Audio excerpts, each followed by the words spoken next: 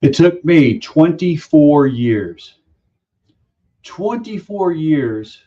to achieve a rank that was suitable for me to retire, to have a modicum of a pension.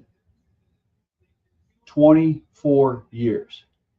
That was 24 years, which started in a combat era in 1990, as I was in the first Gulf War, and ended in a combat era because OEF and OIF were still ongoing. But my service from July 1990 to October 2014, it took a lot out of me. It took all of the Kentucky grit, the Kentucky determination, and Kentucky go get 'em to do that for 24 years.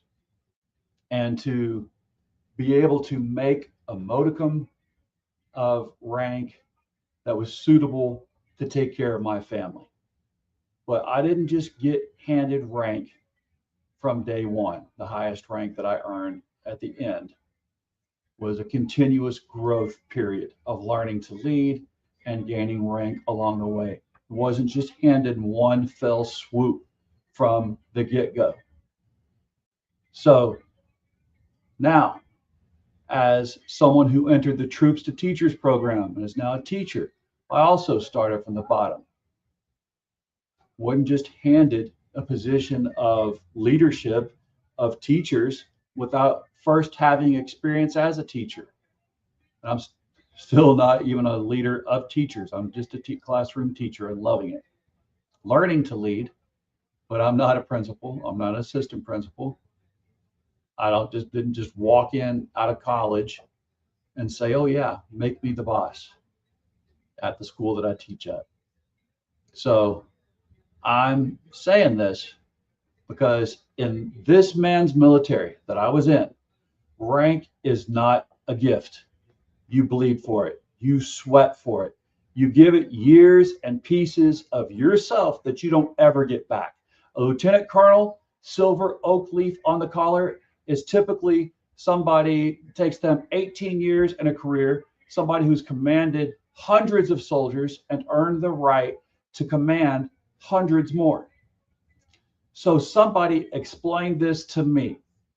The United States Army just pinned that exact rank, lieutenant colonel, on a handful of Silicon Valley executives, chief technology officers from Palantir and from Meta and from OpenAI, without the 2 weeks of boot camp training. No boot camp. And here's the part that ought to make everybody and every veteran in earshot set down their coffee.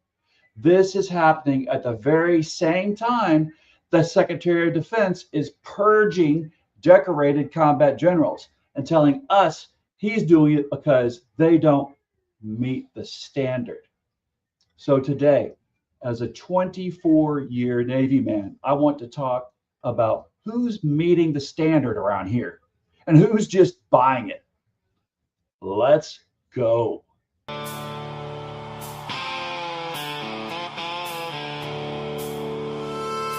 Standing for life, liberty, and the pursuit of happiness. Built upon the shoulders of the Constitution, rule of law, and the animating principle that we are all created equal. I need to hear a hallelujah. Welcome to the Hillbilly Think Tank with Spencer Keck. I am the educated hillbilly, and no, that's, nothing uncommon here in Kentucky. And no, it's also not an oxymoron. Don't call me a moron. There have been educated, erudite, and emancipated hillbillies in Kentucky ever since my kith and kin came through the Cumberland Gap with Daniel Boone and the Long Hunters on their quest to find life, liberty, and the pursuit of happiness right here. Before I go on further, I'm going to give a quick shout out to Lorena. Good evening, Lorena. All right, I am Spencer Keck, retired Navy doc, combat veteran of 24 years, and a candidate for magistrate on the Hardin County Fiscal Court, District 3. And this is one I take personally, right down to the bone, because we know. Oh, I'm not considered a believer by some. I still believe in the warmth of heaven come. Here are the facts. The Army has a new program. They call it Detachment 201, and they also call it the Executive Innovation Corps. The idea on paper is to bring in private sector tech brains to help the Army modernize. Drones, artificial intelligence, robotics, fine so far. Here's how they did it. Last summer, they directly commissioned 4 men as lieutenant colonels in the Army Reserve: the chief technology officer of Palantir, the CTO of Meta, the chief product officer of OpenAI, and a former OpenAI research chief. And just this month, they swore in a second batch, executives from Cloudflare, from a venture capital firm, from the company that became Facebook's artificial intelligence lab. More silver oak leaves handed to all. Now remember what that rank is. A lieutenant colonel typically commands a battalion, 300 to 1,000 soldiers or Marines if you're in the Marines, and it takes most officers the better part of 18 years to get there. These gentlemen got it with, by the Army's own description, up to maybe 2 weeks of training. They skipped the 6-week commissioning course. They kept their day jobs. They're part-timers, a weekend a month. They went from a boardroom to a battalion, commander rank in an afternoon ceremony. Y'all, doesn't take much to follow this money and a conflict of interest. And now follow the money, because you know that's what I do. Combined, the companies these new officers run hold more than $1 billion in military contracts. Palantir landed a $795 million Army contract to build the artificial intelligence that keeps and helps pick strike targets. OpenAI, $200 million. Meta's building combat goggles with a defense firm. So let me make sure you caught that. The Army took the top executives of its biggest AI contractors, put them in uniform, and seated them near the very decisions about which technologies the Army buys and how it uses them. I'm not the only one whose eyebrows hit the ceiling. A retired Army lawyer, a former Deputy General Counsel for the Army Inspector General, called them, quote, blatant conflicts of interest. An ethics professor who taught at the Naval Academy for over decades said this whole shift is the tail wagging the dog, driven less by what the military actually needs than by the AI hype machine of the very companies cashing the checks. President Eisenhower, a 5-star general, before he was president, warned us 65 years ago to guard against the military-industrial complex. Well, friends, this is that complex 2.0, the Silicon Valley version, where the contractor doesn't just lobby the Pentagon anymore, the contractor wears the uniform. Now, is that the standard? This is not my standard. And again, it's not the standard of one of the greatest Republican presidents ever, Dwight D. Eisenhower, also before that known as General Eisenhower. Again, he told us and warned us about the military-industrial complex. Ladies and gentlemen, the President of the United States. Our arms must be mighty, ready for instant action, so that no potential aggressor may be tempted to risk his own destruction. In the councils of government, we must guard against the acquisition of unwarranted influence, whether sought or unsought, by the military-industrial complex. The potential for the disastrous rise of misplaced power exists. And there he goes. He warns us. The disaster of misplaced power. Where has this ever shown up more blatantly and dangerously than this case we're talking about tonight?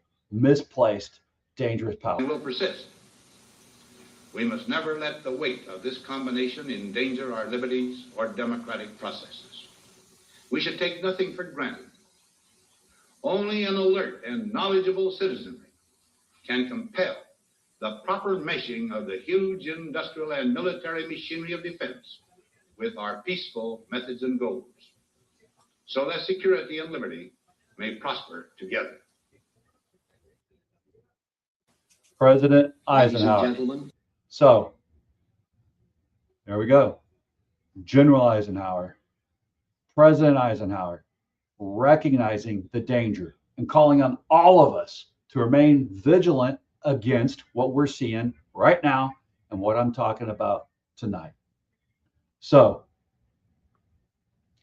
these tech billionaires skip boot camp and they got to pin on this high rank. All right, so let's look at our standard and let's look at the purge. Now, here's what truly sticks in my craw: veteran to veteran and citizen to citizen. And let's think about it closely. Rank in our military is sacred, and it's sacred for one reason: it's earned through time, through sacrifice, through accountability, through standards that don't bend for who you are or what you're worth. That's the whole deal. You prove your grit, your intelligence, your capability first. That's what makes a private trust a colonel with his life. And the absence of that is the absence of good leadership and the absence of a leader that military enlisted will respect. So watch the whiplash here. Out the top door, the Secretary of Defense is shoving out generals, men like General Chris Donahue, the last American soldier out of Kabul, and telling us it's because they don't meet the standard. And as I said in previous episodes, General Donahue was the head of the most elite force in the military, Delta Force. And yet he didn't meet the standard.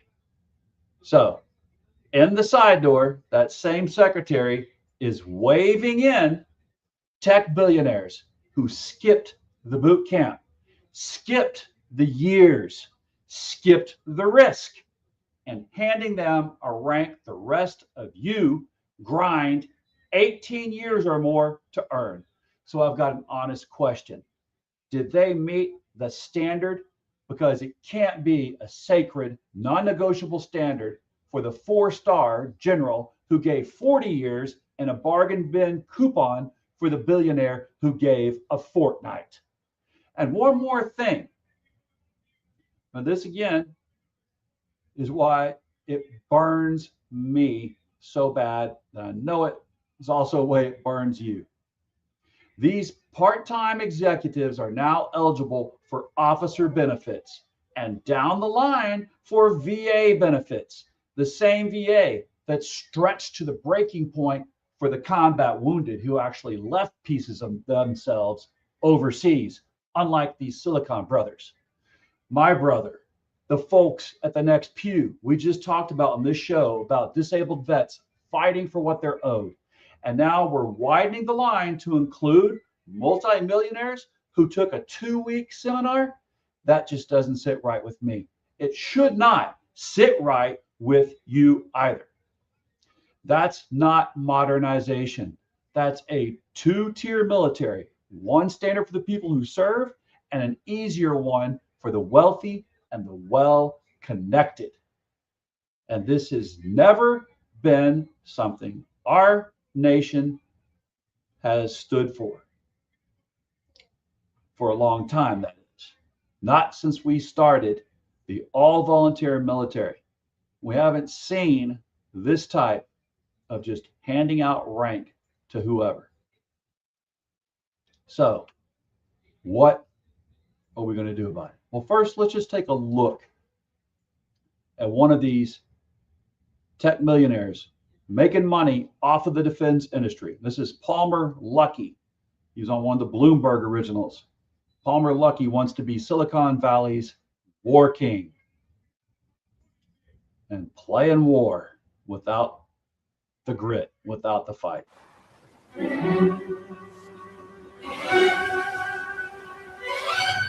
I'm driving Palmer Luckey's personal warship, and we're all about to die.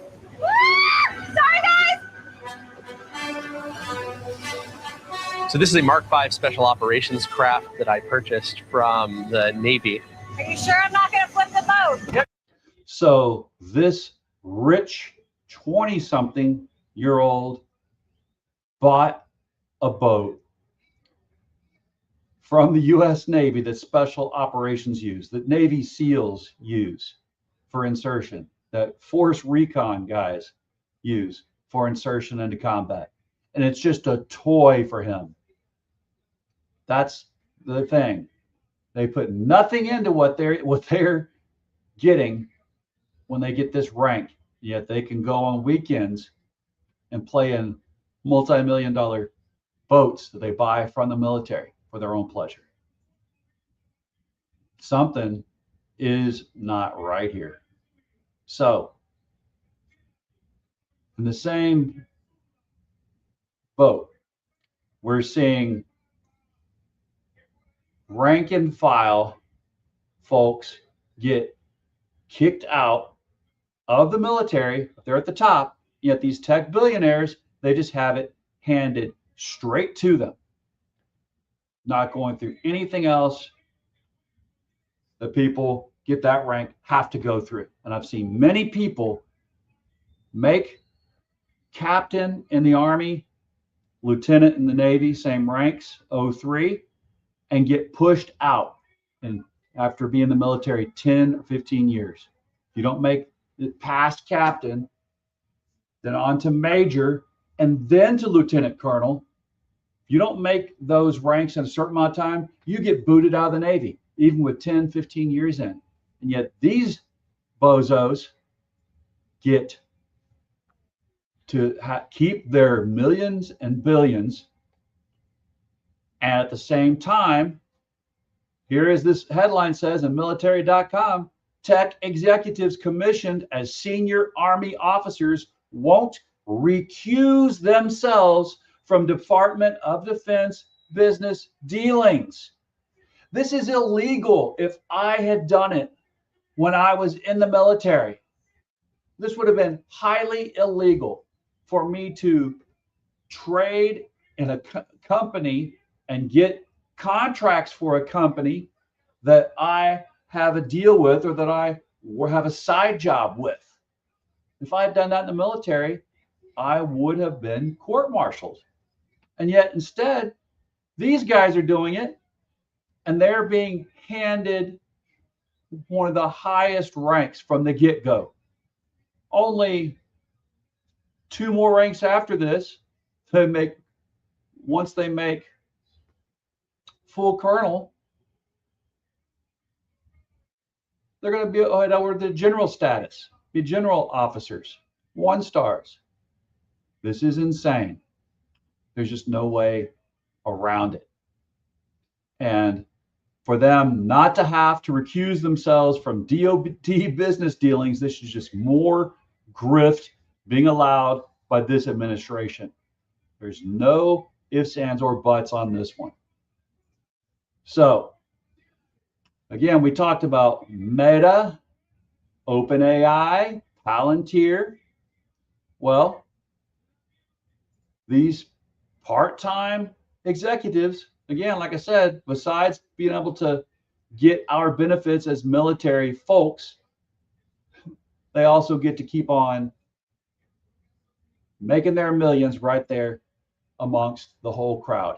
Now, the one company that said no to these business deals of letting tech make decisions by itself without human interference on the battlefield, well, that just happens to be Anthropic. So, Anthropic, as we know, they're the one more piece to this. I'm going to handle it carefully and fairly because the facts matter more than the outrage, although I am a bit outraged. Not every AI company lined up for this. One of them, Anthropic, the maker of the AI called Claude, told the Pentagon it would support lawful military uses of its technology, but it drew two hard lines. It would not allow its AI to be used for fully autonomous weapons, meaning weapons that could kill people without human interference. That's, of course, them being basically the deciders instead of humans when it comes to killing humans. So it would not allow also the mass domestic surveillance of Americans. Those were the two lines that Anthropic set up. No allowing machines to kill humans without human involvement. Number two, no mass surveillance of Americans. Their AI could not be used for that. Now, to be fair and accurate, that's not pacifism. The company kept doing lawful defense work, and its AI was reportedly used in the U.S. operations.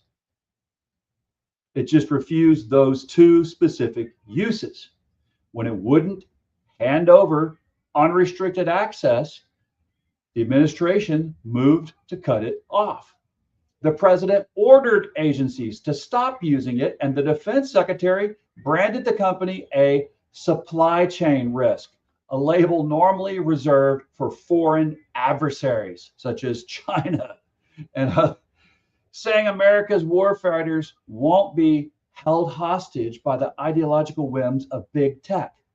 A federal judge looked at that and called it illegal retaliation. The case is still in the courts. Meanwhile, the companies that did sign up for unrestricted use, those are the ones whose executives got the silver oak leaves on their collars, their rank. You draw your own conclusions about that. And there's a grave question underneath all of it that nobody has answered. A U.S. strike hit a school in Minab, but Amnesty International's count, it killed 156 people, 120 of them children, and Human Rights Watch says it should be investigated as a war crime. We still do not have a clear public answer about what role AI targeting systems played in strikes like that one. So, when you're handling pieces of the kill chain, you're handing them off to algorithms built by companies whose executives now wear the uniform, what role did the AI play is exactly the kind of question a free people has every right to demand an answer to. Now, there are other concerns. And these concerns are, of course, concerns about the place of AI in society writ large. But really, the chief concern is, what are we doing? Getting closer to allowing, or possibly already allowing, AI to make decisions on which humans to kill and when, and to go ahead and pull the trigger. Right. So that is one huge issue we're looking at.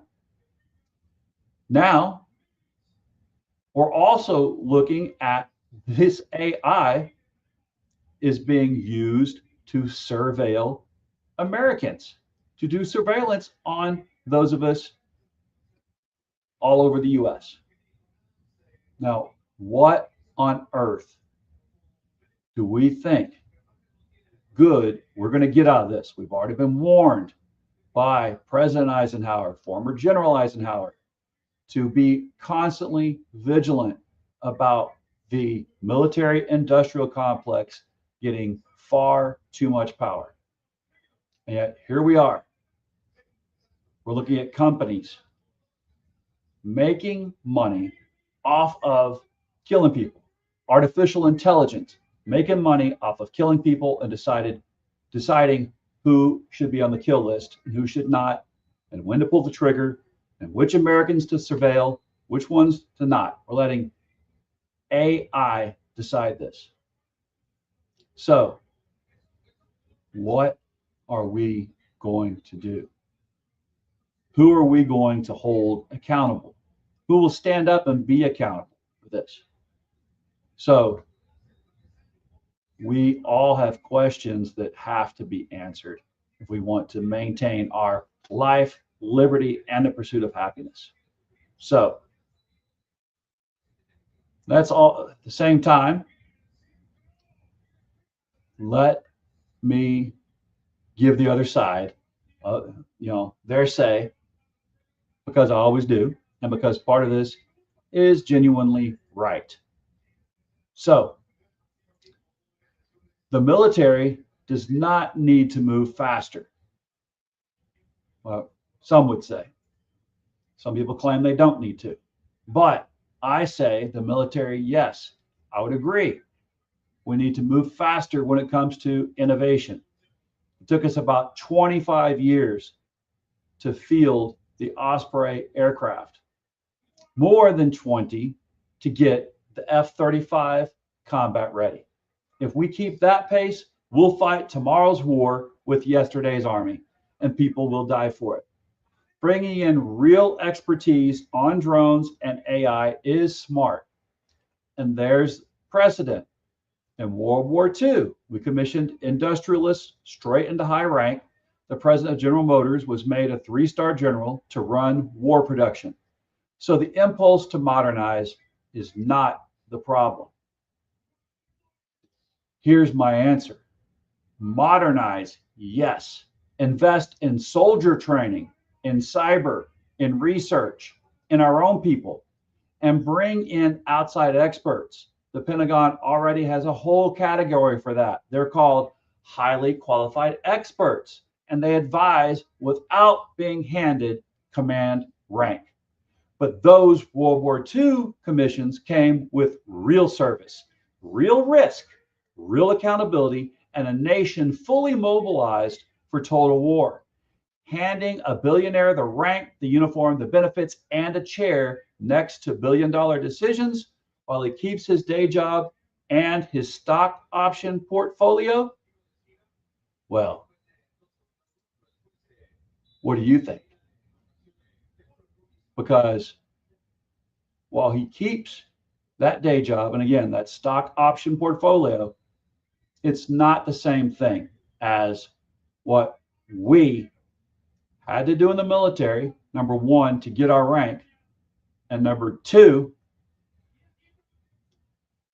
we could use them as civilian advisors without giving them military benefits and rank.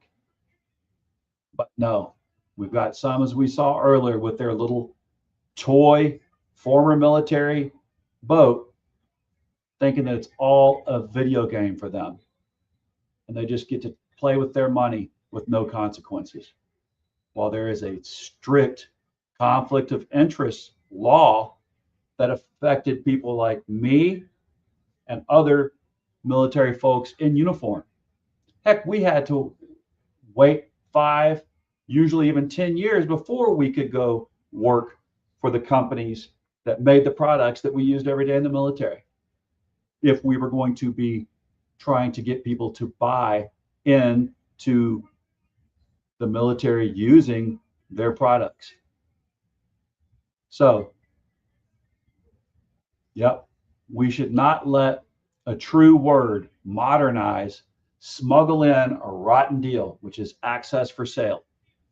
You can be 100% for a modern, lethal, high-tech military and dead set against turning officer rank into a perk for the connected. I am for both. We can be that modern, lethal, high-tech military. We can also be against, we have to repeat it again, turning officer rank into a perk for the connected. Remember that. So let's bring it home to Hardin County. So as we bring it home, because no place understands this better than ours. We are Fort Knox's county. We don't just host the Army, we make its leaders here. The drill sergeants, the lieutenants, the captains, the colonels. So this community knows in its bones what that silver oak leaf actually costs, because our neighbors paid for theirs in years and in blood and in grit. And we know here in Hardin County that our neighbors that sit with us in the church pews, that we share coffee with, that we are on the running team with downtown Elizabethtown, we know what it was that they paid for in years and years of their lives and in blood. So when a kid from Radcliffe, from Youngers Creek, from Tunnel Hills, and from down inside city limits of Elizabethtown, when they spend 18 years earning what a billionaire got in a 2-week seminar, that is not just unfair to that kid. It eats away at the thing that makes the whole military work. The beliefs shared from the newest private to the oldest general, that rank is earned and the chain of command is sacred and the standard is the same for everybody. I'm running for magistrate, and it's the same principle that put me in this race. No insider shortcuts, no access for sale, no two-tier system where the wealthy and the wired skip the line that the rest of us wait in. Whether that line is a county contract or the silver oak leaf of a United States Army officer, earn it. Everybody earns it. That's the standard. And I'll hold to it in that fiscal courtroom the same way our people hold to it in Fort Knox. Again, we know that we are a county of veterans. And we stand up for principles of honor, courage, and commitment, and fidelity to the Constitution. These are our principles. We will not sell them to the cheapest bidder or the highest bidder.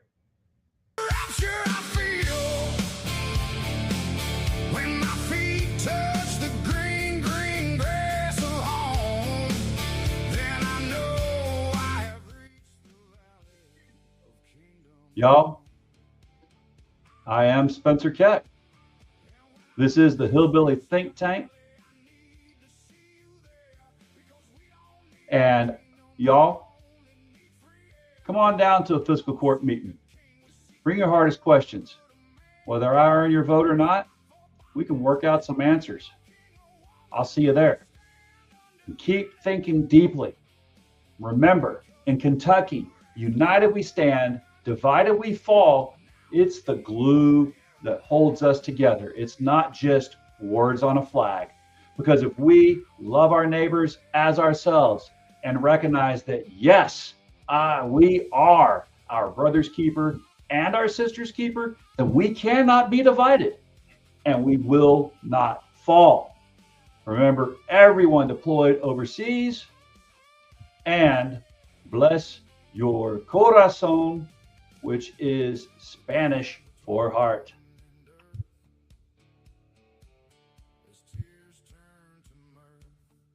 Beans shipping across country in refrigerated trucks. And third, they take all hand cooked and model bush beans. In the 1950s and 60s, convenience became king, and TV did it. Soaking overnight, got laid But here's what they didn't tell you. Old-fashioned means it actually works. Your great-grandfather didn't grow scarlet runners because they were trendy. He grew them because when the bank foreclosed on farms across the